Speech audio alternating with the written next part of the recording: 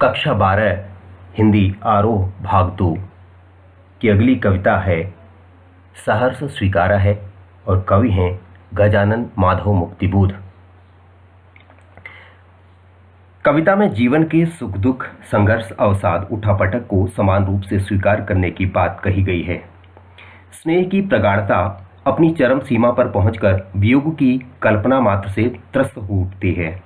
प्रेमालंबन अर्थात प्रियजन पर यह भावपूर्ण निर्भरता कवि के मन में विस्मृति की चाह उत्पन्न करती है। वह अपने प्रिय को पूर्णतया भूल जाना चाहता है। वस्तुतः विस्मृति की चाह भी स्मृति का ही रूप है। यह विस्मृति भी स्मृतियों के धुंधलके से अछूती नहीं है। प्रिय की याद किसी न किसी रूप में बनी रहती है, परंतु कवि दोनों ही परिस्थितियों को उस परम सत्ता की परछाई मानता है। इस परिस्थिति को खुशी खुशी स्वीकार करता है। सुख दुख, संघर्ष, अवसाद, उठापटक, मिलन बिछुओं को समान भाव से स्वीकार करता है। प्रिय के सामने न होने पर भी उसके आसपास होने का एहसास बना रहता है। भावना की स्मृति विचार बनकर विश्व की गुत्थियां सुलझाने में मदद करती हैं। स्नेह में थोड़ी निस्संगता भी जरूरी है। अति किसी चीज की अच्छी नहीं। इस कविता में वह यहाँ कोई भी हो सकता है। कवि की दिवंगता माँ, प्रिय या अन्य कोई विशिष्ट व्यक्ति। कबीर के राम की तरह, वर्ड्सवर्थ की मातृमना प्रकृति की तरह यह प्रेम भी सर्वव्यापी होना चाहता है। कविता इस प्रकार है। जिंदगी में जो कुछ है, जो भी है, सहर्ष स्वीकारा है, इसलिए कि जो कुछ भी मेरा है वह तुम्हें प्यारा है। गर्वीली गरीबिया, ये गंभीर अनुभव सब, यह विचार वैभव सब, दृढ़ता यह भीतर की सरिता यह अभिनव सब, मौलिक हैं इसलिए कि पल पल में जो कुछ भी जागृत है अपलक है। संवेदन तुम्हारा है, जाने क्या रिश्ता है, जाने क्या नाता है। जितना भी उड़ेलता हूँ भर भर फिर आता है। दिल में क्या झरना है, मीठे पानी का सोता है। भीतर वह, ऊपर तुम, मुस्काता चाँद जो धरती पर रात भर, मुझ पर त्यों तुम्हारा ही खिलता वह चेहरा है। इस पद्यांश में कुछ कठिन शब्द हैं जो इस प्रकार हैं। सहर्ष, खुशी के साथ,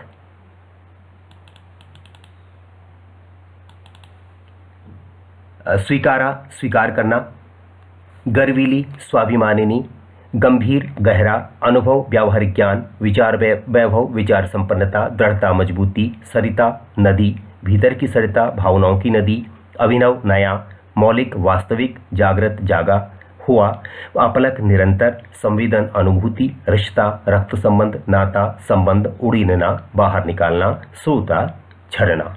कविता की व्याख्या इस प्रकार है।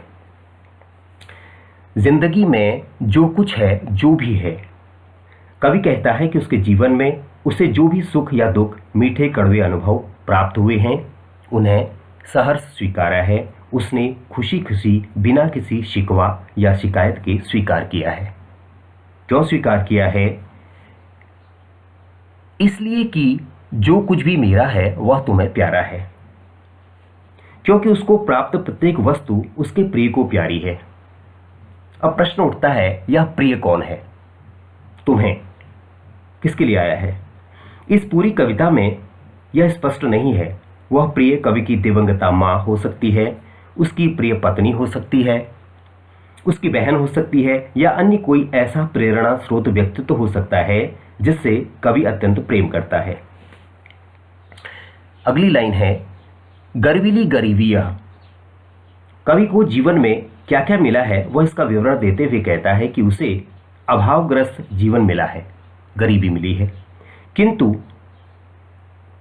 वह गर्वीली है। क्यों? उससे उसके प्रिय जनों के प्रेम में किसी प्रकार की कमी उसके प्रति नहीं आई है, इसलिए वह गरीबी भी गर्व करने योग्य हो गई है। ये गंभीर अनुभव सब, गरीबी व्यक्ति को जीवन में अनेक अनुभव सिखा देती है। सो उस गरीबी के कारण उसे जीवन में जो गंभीर अर्थात याद रखने वाले अनुभव प्राप्त हुए हैं वह प्रशंसनीय है। यह विचार वैभव सब, जिसके फलस्वरूप उसके अनुभवजन्य विचारों का उसको समृद्ध कोश प्राप्त हुआ है।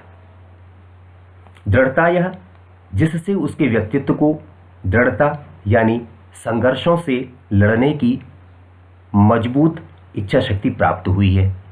भीतर की सरिता, यह अभिनव सब, इन सब के कारण उसके हृदय में, भीतर यानी उसके हृदय में अभिनव नवीन भावनाओं का स्रोत उत्पन्न हुआ है। मौलिक है, मौलिक है, मौलिक क्यों कहा गया है? वह भावनाएं कवि के अनुसार बिल्कुल नहीं हैं।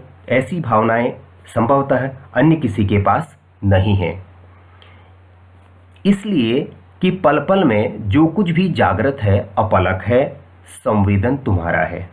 कवि कहता है कि इन परिस्थितियों में भी हर क्षण वह निरंतर जागृत अर्थात क्रियाशील इसलिए रह पाया है क्योंकि यह उसके प्रिय की ही प्रेरणा, संवेदन या सद्भावना से संभव हो सका है। कविता की अगली पंक्तियां हैं। जाने क्या रिश्ता है, जाने क्या नाता है, जितना भी उड़ेलता हूं भर भर फिर आता है। जाने क्या रिश्ता है।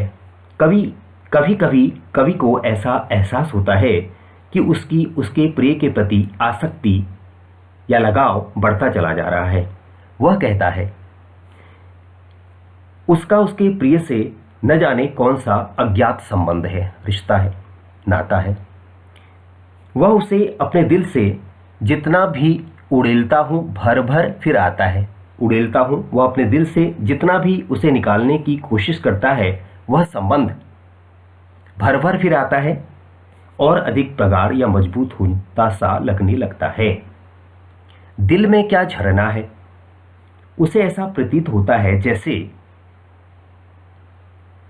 उसके हृदय में अपने प्रिय के प्रति प्रेम भावनाओं रूपी मीठे जल का